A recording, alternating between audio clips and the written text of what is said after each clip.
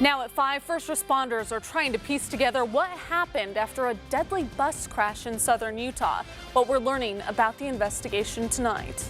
It's etched in my mind. I can still see him. A missionary with the Church of Jesus Christ of Latter-day Saints is dead after a car crash. Tonight, we'll hear from his friends who knew him well. And there's a big road closure happening tonight near Lehi that you need to know about. We'll show you where it is. And in preparation for the first day of fall, temperatures have been falling, but we get a warm up. I'll show you in the forecast. Live from Fox 13 Studios, this is Fox 13's Live at 5. Tonight we're learning more about the deadly bus crash in Garfield County that killed 4 people and sent dozens of others to the hospital. Intermountain Healthcare tells Fox 13 that right now 12 of the 30 people on board that bus are still in its hospitals. Their conditions range from serious to critical. Utah Highway Patrol says troopers will meet with the NTSB investigators today, and they will pass along any updates as soon as they can. Now on that scene, nearly every single first responder who showed up yesterday was a volunteer. Fox 13's Lauren Steinbrecher spoke with one man who just happened to be down the road and had all the right training to help. You can see still out here today, even though that bus is gone, the guardrail where it crashed into is still mangled. Those cones are up, and we're starting to hear more stories of what unfolded out here yesterday afternoon. Call it right place, right time, or maybe call it a miracle or a blessing. However you see it, there's no doubt what Ron experienced Friday at this horrible scene saved lives. And the word gets out pretty quick that there's an emergency. Ron Harris works here as the health and safety manager at Ruby's Inn. Just before 11:30 a.m. around the corner, this tour bus flipped on Highway 12, killing 4 and injuring nearly every single other person on board. The tourists were calling it in and they were just saying, we're right by Bryce. And right by Ron, who also happens to be the volunteer fire chief for Tropic in Bryce City and an advanced EMT. Thankfully, his work understood. Ron and 2 other EMTs who work here needed to go. We headed out, jumped in the vehicle, drove over. A quick turn from their day jobs to this devastating crash. As the first responders, they couldn't even communicate with the more than 24 Chinese tourists. We had no translation at all. It was mostly sign language. Surrounding agencies arrived. Just like Ron, they're all volunteers and dropped everything to help. He says Ruby's Inn sent employees who spoke Mandarin Chinese to translate. Bystanders jumped in. Our volunteers saved lives yesterday. From here on the highway to here at the hospital, where it just so happened, Garfield County Sheriff Danny Perkins says staff were in the middle of a trauma training. We had some extra nurses on hand and trauma nurses, and that's exactly what we needed. Exactly what they needed. Man, they come together down there, and it was impressive. Whether blessings, miracles, or complete coincidences, in the worst moments, reasons to be thankful. It's just the little tiny things. As I laid awake this morning at 4 o'clock this morning, thinking about running the whole incident through my head over and over again, of the many tender mercies that happened. Even though Garfield County's role in this, the work of those volunteers is over. Now, of course, that NTSB crash investigation takes over as they and UHP try to figure out what unfolded here. Near Bryce Canyon, Lauren Steinbrecher, Fox 13 News, Utah. We researched the background of the company that runs that tour bus, America Shangzia. They operate out of California. Their local and federal business records are up to date. The U.S. Department of Transportation does not list any major violations or crashes in the past 2 years. We've also reached out to the company. They say that right now they have no comment. And stay with Fox 13 News for continuing coverage of the deadly bus crash. We'll have the latest updates for you both on air and always online at fox13now.com.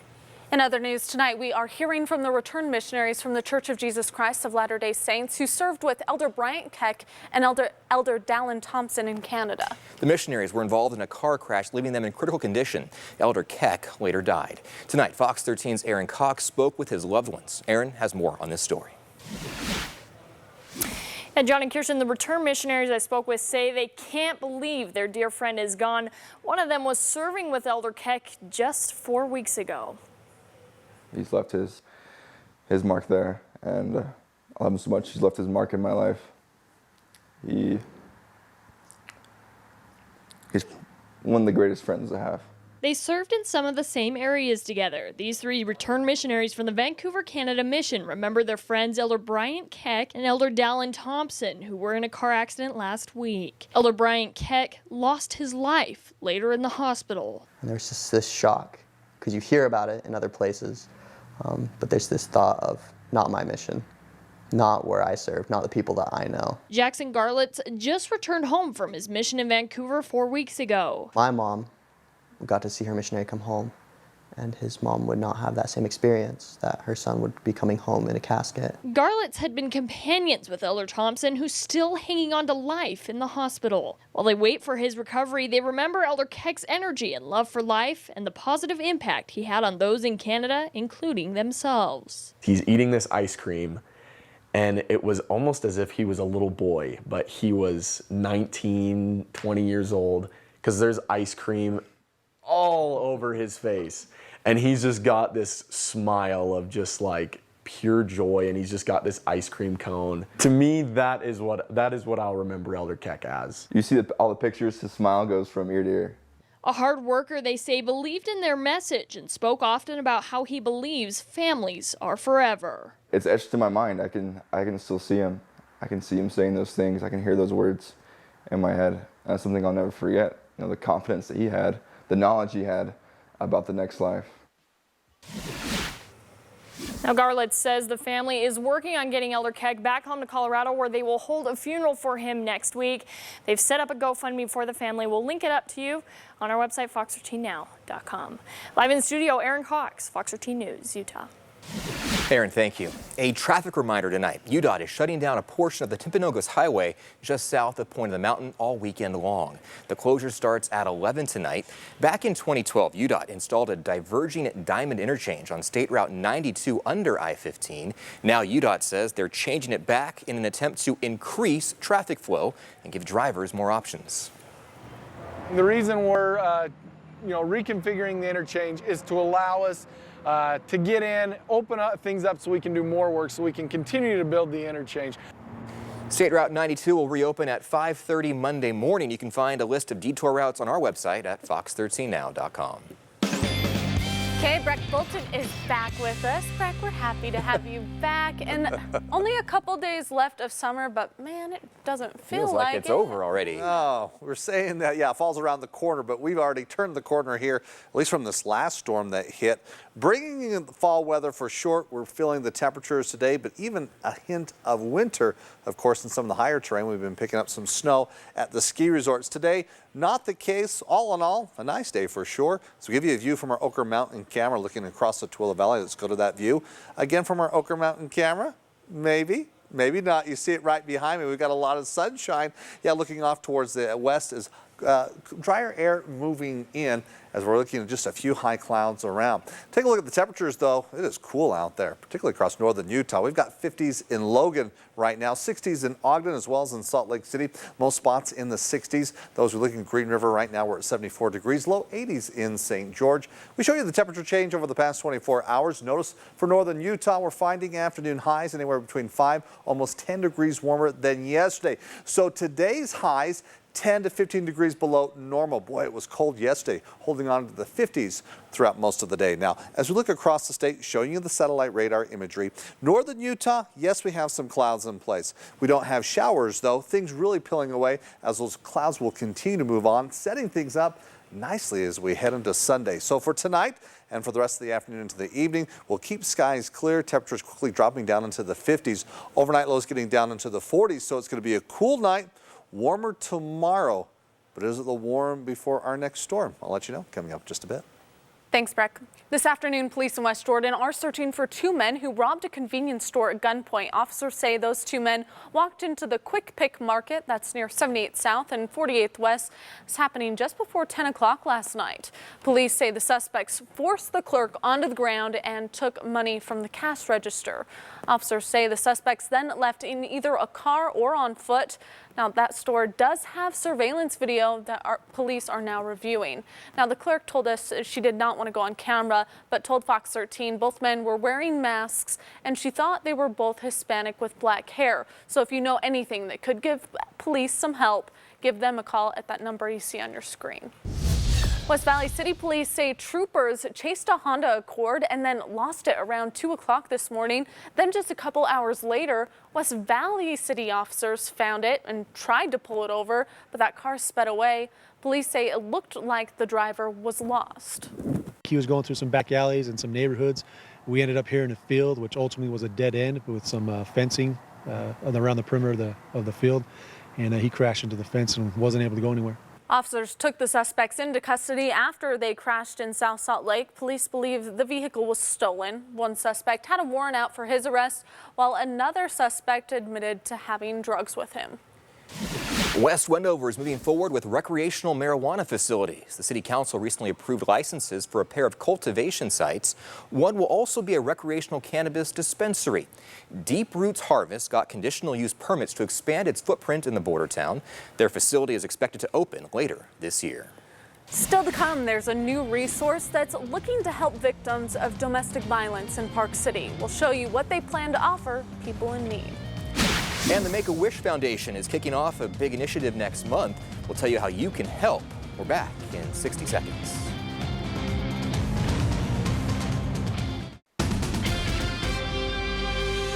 Welcome back. In national news, Facebook CEO Mark Zuckerberg is wrapping up a whirlwind tour of our nation's capital this week. Yeah, for the past 3 days, he's gone from private receptions to fancy dinners to one-on-one sessions with powerful lawmakers, including President Trump. Melissa Rainey gives us a closer look. Meeting with lawmakers on Capitol Hill this week, Facebook CEO Mark Zuckerberg has been busy. From swanky dinners with U.S. senators, an Oval Office session with President Trump, to private meetings with members of the House Judiciary Committee that's overseeing an antitrust investigation of the tech industry. The company talks a lot. I'd like to see some action. The billionaire's rare visit to Washington is a sign of how serious Facebook is taking the issue of internet regulation. His toughest critics say the social network should sell WhatsApp and Instagram. My concern is that they are trying to integrate data across all of these platforms, taking it without people's consent, using it without their knowledge. But Zuckerberg sees no reason to break up Facebook, instead focusing on Facebook's role in securing the 2016 election and promising to do better with privacy and consumer data. We need to legislate more data protections immediately, privacy protections for people. I think we should start with protections for children. I don't think there should be tracking of kids. I don't think there should be ads directed at kids. Zuckerberg's trip to Washington wasn't his first. Last year, he suited up to testify before Congress on the Cambridge Analytica scandal. But this latest tour is a far cry from his previous, more casual presidential meetings. Melissa Rainey, Fox 13 News, Utah. In South Carolina, at least 2 people are dead and 8 others hurt after a shooting inside a crowded sports bar overnight. It happened just outside the city of Lancaster. That's about 40 miles south of Charlotte, North Carolina. The local sheriff says he does not think it was meant to be a mass shooting. It looks like one person was targeting another. Deputies are still trying to find that person of interest. And legendary journalist Cokie Roberts was remembered during a funeral service in Washington, D.C. today. Roberts died Tuesday due to complications from breast cancer. Now, during her career, Roberts worked for CBS News, NPR, and ABC News. Roberts and Stephen Roberts wrote over 1,000 newspaper columns together over a period of more than 20 years. Roberts was 75 years old. Over the next month, our local chapter of the Make-A-Wish Foundation will be holding its biggest fundraiser of the year. Fox 13's Adam Herbetz shows us how you can help make wishes of local kids come true.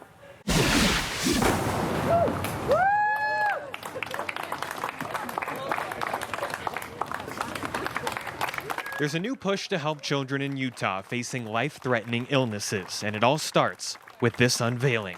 Strong Volkswagen donated this new VW Atlas for the Make-A-Wish Foundation's Drive for Wishes fundraising campaign next month.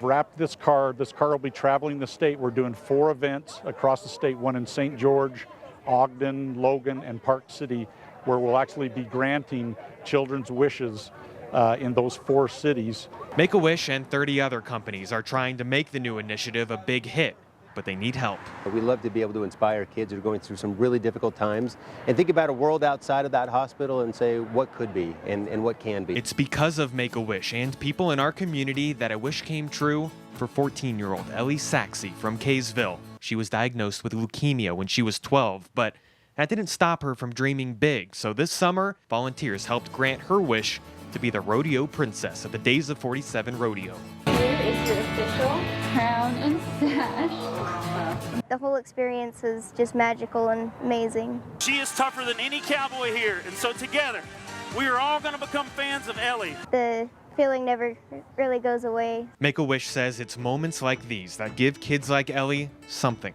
to fight for.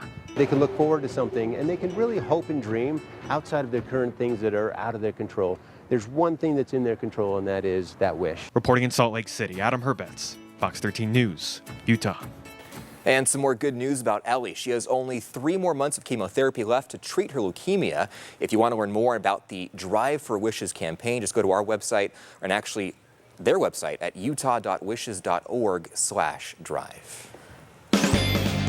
Now, when you look at Breck Bolton, you may think he's all bronze, but he has brains too, because he was just dishing out some science stuff to John and I a second ago. About fall starting a day later this year. A day later, typically it's on the 22nd, but now it's the 23rd. It's just barely into the 23rd. We're going to be talking about that. It's the fall equinox. Yeah, we're moving towards fall, getting rid of summer.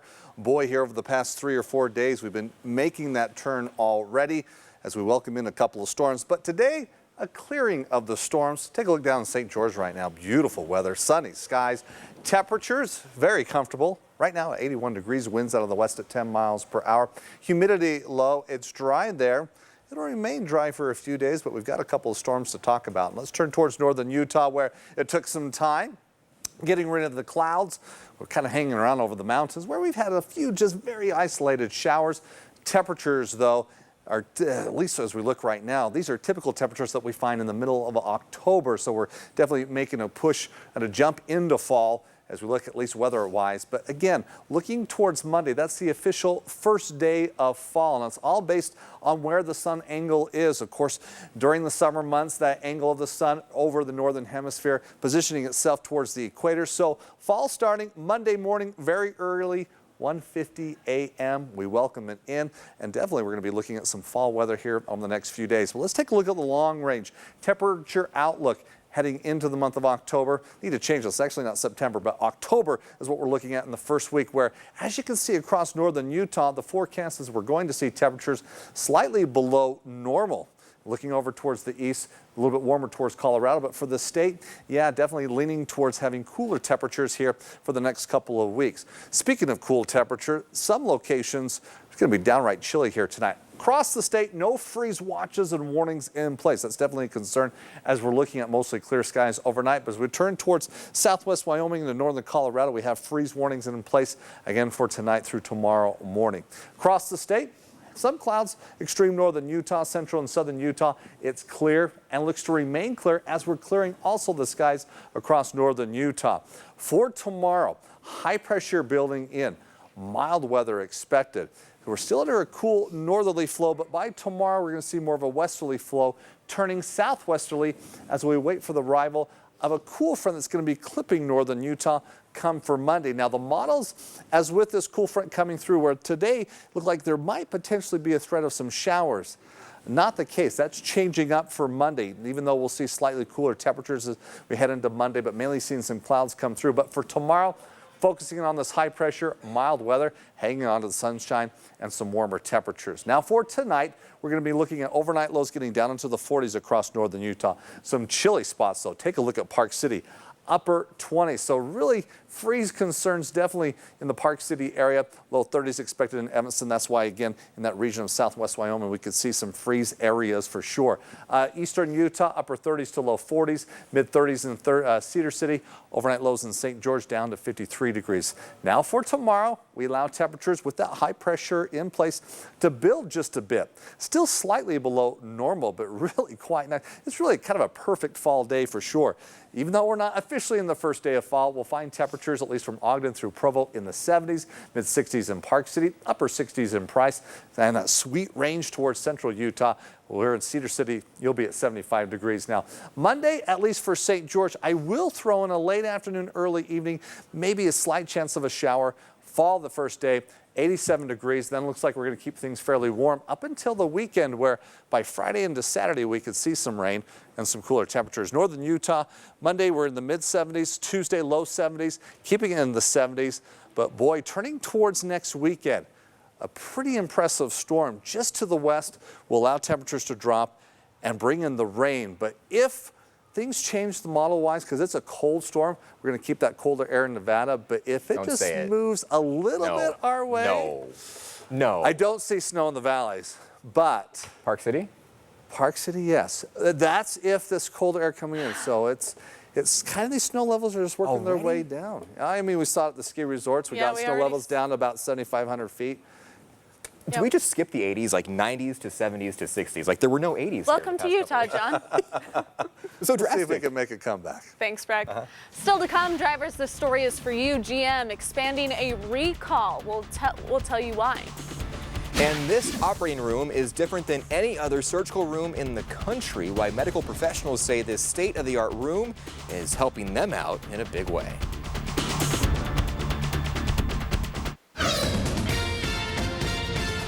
Welcome back. In today's Money Watch, General Motors says an earlier recall of its Chevrolet Trax SUV is going to be expanded. The original recall covered the 2017 to 2019 models. Now that is expanded to include 2015 and 2016 models. GM says a problem with a suspension weld could cause steering problems that lead to a crash. GM dealers will be able to inspect the vehicle and decide if a replacement is needed. And the experts say it's almost time for you to book those holiday flights. Yep, already. AAA Travel analyzed its flight booking data from the last 3 years to pinpoint the best window to make your Thanksgiving and Christmas plans. So September 25th marks the date to start looking for the best deals on Thanksgiving week flights. Now the following day, September 26th, is when travelers should start wrapping up their Christmas itineraries as well. Crazy. In today's Health Watch, a cutting-edge scan system paired with a brain navigation system is giving medical professionals in one Denver hospital a better look at their patients during surgery. Yeah, this is incredible. Zora Stevenson has the details on this smart operating room. So this is our new OR12. You don't have to look long to realize this operating room is different than most. Turns out it's different than any surgical room in the country. All the technology that you see in this room is brand new to the area. No other hospital has it. The combination of a cutting-edge scan system paired with brain navigation is what makes this room unique. They call it a smart operating room. This big scanner that you see here, the big idea is that when we're doing surgery, we can confirm right here in the room to make sure that everything that we've done is exactly the way we want it. The screens all around are what make this area so smart. Medical professionals are able to see things in 3D instead of the usual 2D. The scan system can be used in the middle of a surgery, and the steel walls help prevent infections. It's Kirsten Murphy's job to make sure this room stays up and running. Well, I'm in charge of overseeing the navigation and making sure that everything's running smoothly from a technical standpoint. Murphy says the medical advancements in this room are remarkable, but her favorite part is the ability to welcome patients in with scenes in tranquil settings rather than images of scans everywhere. In Denver, I'm Zora Stevenson. In our next half hour, he died fighting a massive wildfire in California. We'll show you how first responders are making sure a fallen Utah firefighter is being honored forever. And thousands of people walk for an end to juvenile diabetes today. How you can help as well. Live from Fox 13 Studios, this is Live at 5:30. And thank you for staying with us tonight. It's officially right now the last weekend of summer 2019, but it already kind of feels like fall outside. Here's a live look from our old mill camera. That's a gorgeous view to match this really beautiful, gorgeous, and crisp Emphasis on the crisp weather because it feels very much like a crisp fall day here. And last night, too, I went on a walk with my family, and we got back, and our noses were red because it was cold. Yeah, it was cold. Yeah, we showed you that view from the Old Mill camera. Boy, the mountains, Whitecap for sure. We had snow levels dropping down to about, 7,500 to 8,000 feet. So the ski resorts, the top of the mountains, seeing that accumulation of snow, kind of melting it away just a little bit, but it is cool out there. But beautiful. It's been sunny skies throughout the day, particularly across central and southern Utah. Moab, as you can see, not a cloud in the sky. We turn towards extreme northern Utah, a little different story. Clouds hanging around, few showers, at least isolated over in the mountains towards Bear Lake. Beautiful shot there, though, up in Cache Valley, just south of Logan. And then we turn towards our Tribune camera, looking southward. As those clouds have been in place, we look off towards the south and the west, though.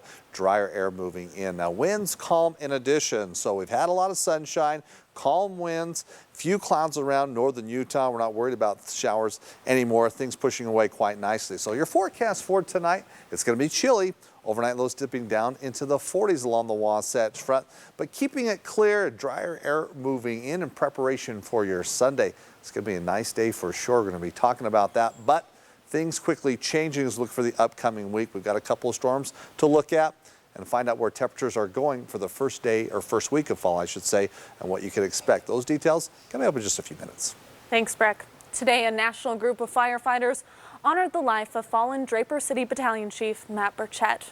If you remember, he was helping fight the ranch fire in Mendocino County, California, back in August of 2018 when he was hit by a falling tree and killed. Now, the International Association of Firefighters have added Burchett's name to the Wall of Honor in Colorado Springs. His name was just one of 250 names that were added to the memorial this morning. A local nonprofit dedicated to ending domestic abuse has a new home in Park City. The group is called Peace House, and they offer emergency shelter, case management, and counseling to victims of family violence. We usually serve on average about 300 to 400 people each year with our existing services. We know with the new services that we have here that include transitional housing and childcare that we'll expect to serve even more people, probably more like 500 or 600 a year. Is located on Round Valley Drive between the People's Health Clinic and the Intermountain Park City Hospital. And if you or somebody that you know is experiencing domestic violence, there is help out there. Call the Utah Domestic Violence Coalition hotline at the number on your screen. People in Salt Lake City spent the morning walking for a cure for type 1 diabetes. The Juvenile Diabetes Research Foundation hosted its annual One Walk at Liberty Park. Now, money raised during the walk supports life-changing breakthroughs that give hope to everyone impacted by this disease. Organizers say they are overwhelmed by the support of the community. Today is primarily a celebration of everybody's fundraising efforts. So we have about 4,000 people here today, 4,000 to 5,000-ish, and our goal was to raise over $300,000 to support research. Now, JDRF says that they are close to that goal. At last count, they had raised almost $250,000. So for more information on how you can help, head over to fox13now.com. Park City is home to a brand new park that explores the geology of our region. The Sunrise Rotary Regional Geologic Park is years in the making. In 1997, a heavy equipment operator uncovered an enormous piece of petrified wood while excavating a water line near Silver Creek Junction.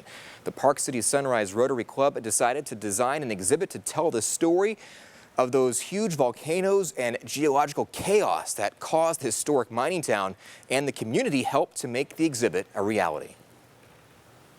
Tells the story going back perhaps 700 million years up to the present time. We cover the large volcanoes that were here, and we also cover what the area was like during the Ice Age, about 20,000 years ago. Organizers say the park adds to the rich history of the area, complementing Park City's museums with mining, skiing, and biology. And still to come, it's a classic for fans of British television, but now it's on the big screen. We'll have a review of the new Downton Abbey movie. And one man did not expect a wild ride while he was working this week, but we're going to tell you why he was not holding on for dear life.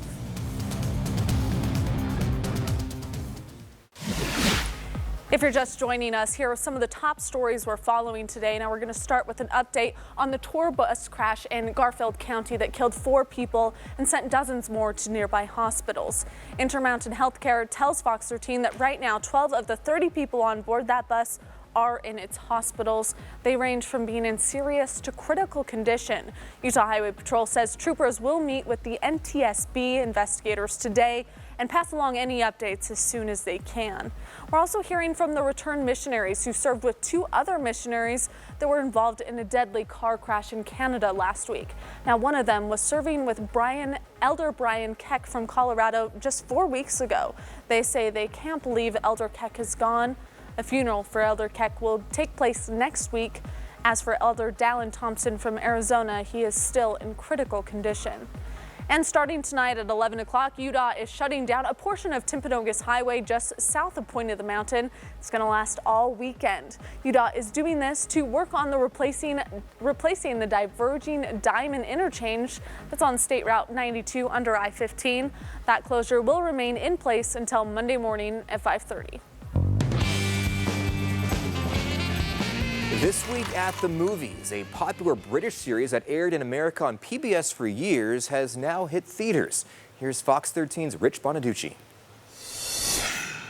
A beloved TV series gets a movie. It's the continuing story of the Crawley family, wealthy owners of a large estate in the English countryside in the early 20th century, as they prepare for a visit from the King and Queen to Downton Abbey. I want every surface to gleam and sparkle. A royal luncheon, a parade, and a dinner. I'm going to have to sit down. How's it all going? Mary's got it under control. Hardly. I need your help, Carson. I'll be there in the morning, my lady. Don't you worry. Now, I'm sure fans of the series will love it. Series regulars return, storylines they're familiar with are continued, and new wrinkles and adventures for the Downton Abbey residents and their staff are introduced. But how about the rest of us who haven't seen a single episode? Well, after a brief period of paying extra attention to the names and relationships, I not only followed along with who was who and what they wanted and what they were about, but I got involved. Downton Abbey does a great job of establishing the characters and situations without ham-fisted exposition or cumbersome voiceover. It just unfolds pretty organically. It ends up being a very satisfying viewing experience. The film version resolves some of the storylines from the TV series, I'm assuming, and also introduces newer ones for the movie. And I think they stayed with the established tone and the characters that I was just introduced to. It was funny, it was thoughtful, and touching. Overall, well done. An A- from me for Downton Abbey, although if not allowing for my own lack of experience with the series, it would be more in line with a B+. There were some plot developments that I thought were a bit much, but they may not be so out of left field to fans of the series. So I'd flex maybe a half grade either direction, but still pretty good. I was enchanted by the end of it. Meanwhile, the end of Brad Pitt's latest Ad Astra is the only thing that kind of brought it down for me. Astronaut Roy McBride takes a mission across the solar system to uncover the truth about his missing father and the doomed exposition he was on now that 30 years later, it threatens us all in Ad Astra, which means to the stars. We're approaching Mars.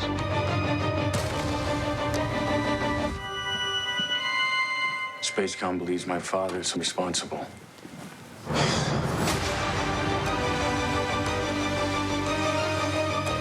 We're doing big things up here, real big. What did he find out there in the abyss?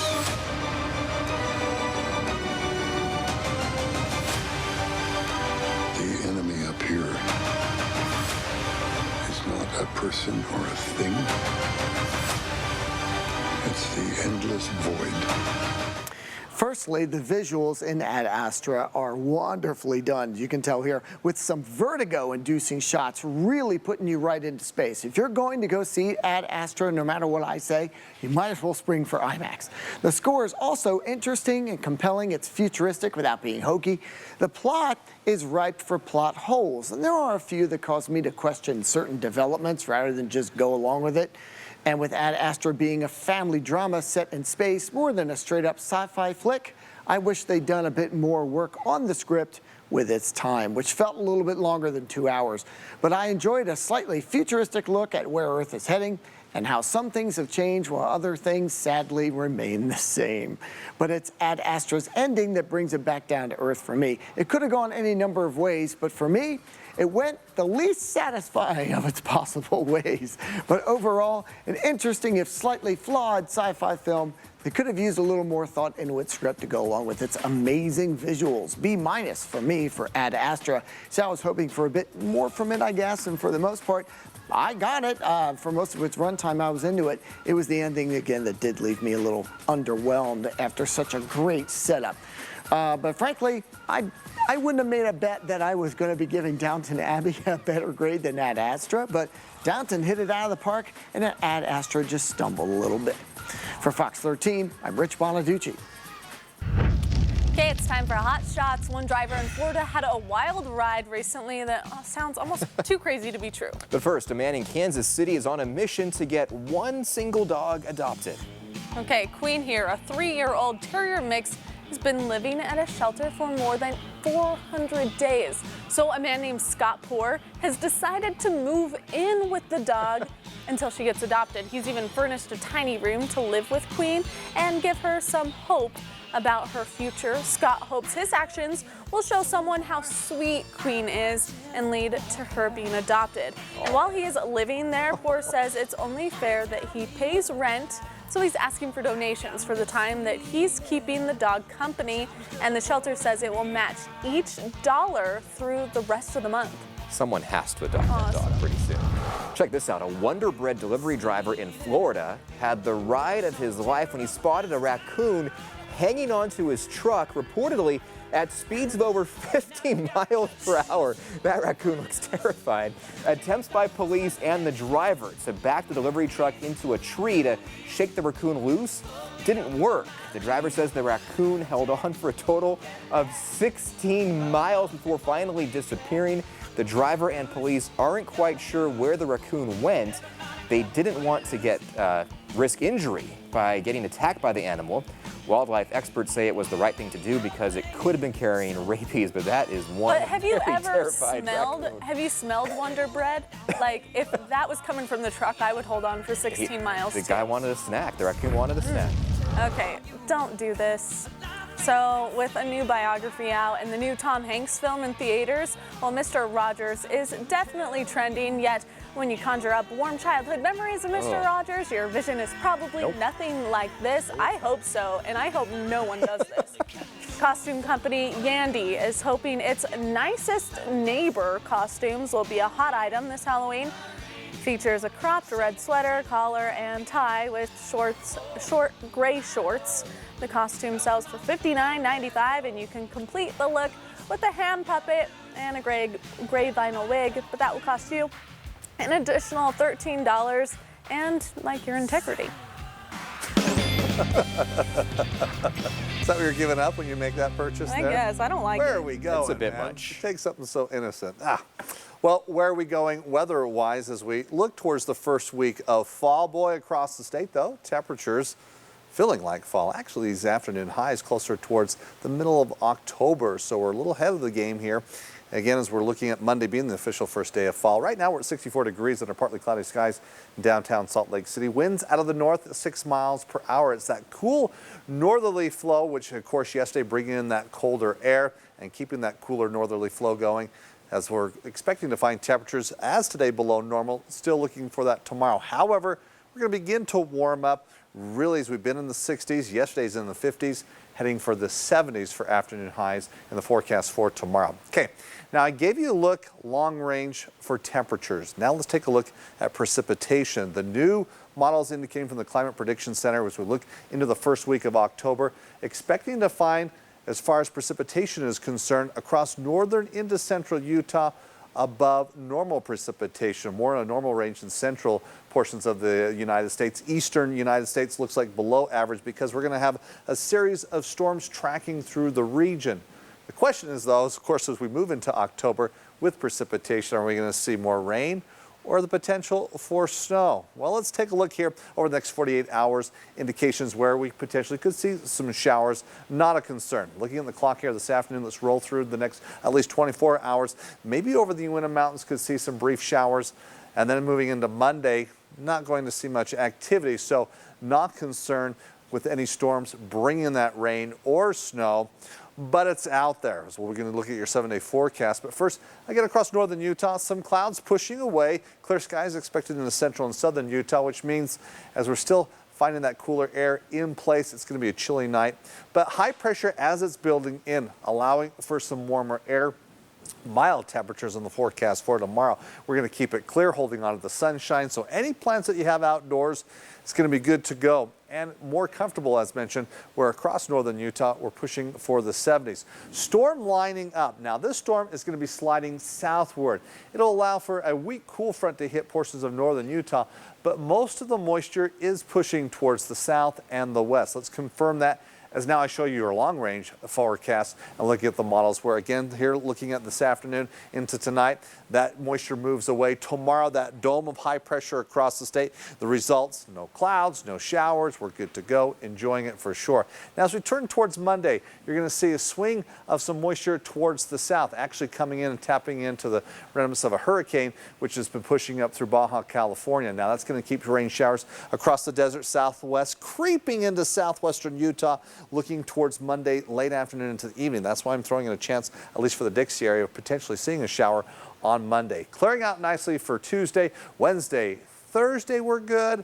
As we're lining things up Friday, our next storm system, trough digging down, bringing in the showers and some colder air towards the west. But it's going to be a wet weekend on tap for next weekend, Friday into Saturday. You see the focus turning towards northern into central Utah. Not seeing a lot of blue, at least across the state. To the north, to the west, though, a different story. So if that storm positions itself just a little further east, and we'll see what happens. We'll definitely keep our eye on that. But clear skies tonight. Overnight lows dipping down into the 40s along the Wasatch Front. And for tomorrow, warmer, nice. How about 70s along the Wasatch Front? My perfect temperature, 75 degrees. Where do we find it tomorrow? Well, you get it in Cedar City, close to that in Provo. Nice fall day for sure. Now, those showers on Monday afternoon, as mentioned, it's fairly dry for the Dixie area. Maybe cooler towards the weekend, but 80s and 90s expected. Nice range of 70s, though, for the Wasatch Front up through Thursday. Then we bring in that wet weather. It doesn't look to be too cool, at least initially. Definitely, as I mentioned, though, keeping our eye on that. But wet weather plans for next weekend, so just be mindful of that. But just heading for that first day of fall. What did I mention? The perfect temperature, 75? Not a bad week. We get it on Monday. Not a bad week at all. Yeah, not at all. 70s. Yeah. Whole week of 70s. After big wins over Tennessee and USC, BYU took on another Power 5 opponent today, hosting number 22 Washington, but not a good day for the Cougars. Washington beat BYU 42-5-19.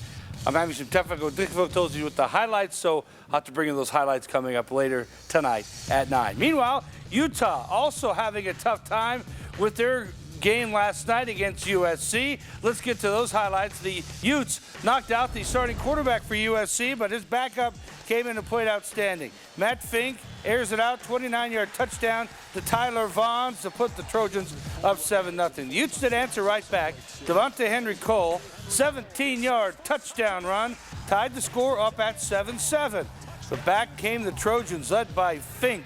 Airs this one out to Amon-Ra St. Brown, 31-yard connection as he just goes and gets it for a touchdown, 14-7 USC.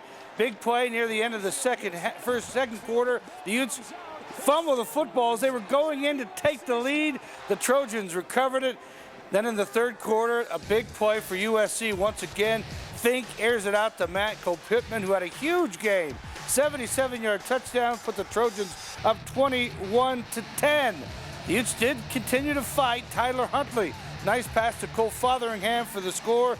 Cut the lead to 21-17, but the Trojans took control, went on to win this one by the final score of 30-23.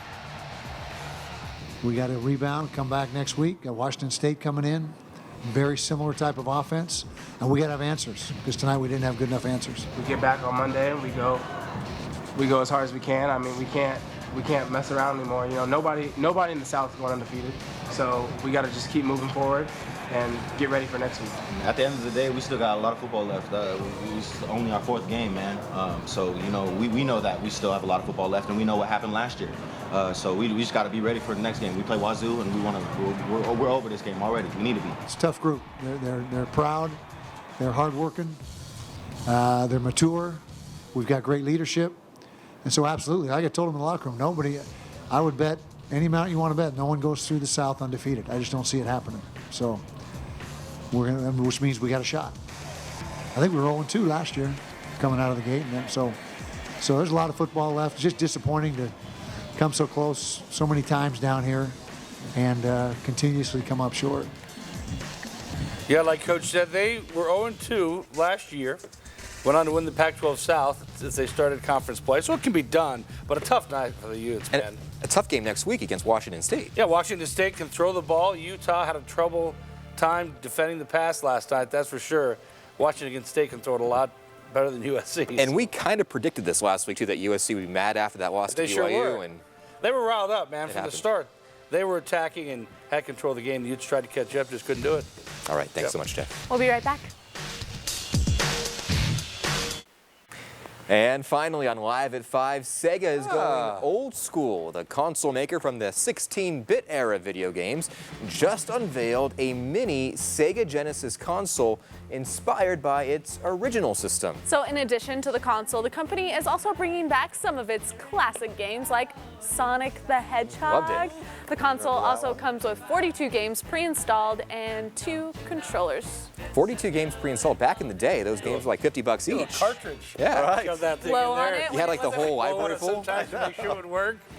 Oh, the 80s were good, weren't they? Genesis was a 90s thing. Early 90s. Was that early 90s? Yeah. Okay. I don't know my decades. But I do know the forecast. Do you have a second to look at the 7-day forecast? Yeah, we're not talking 80s or 90s. We're talking 70s.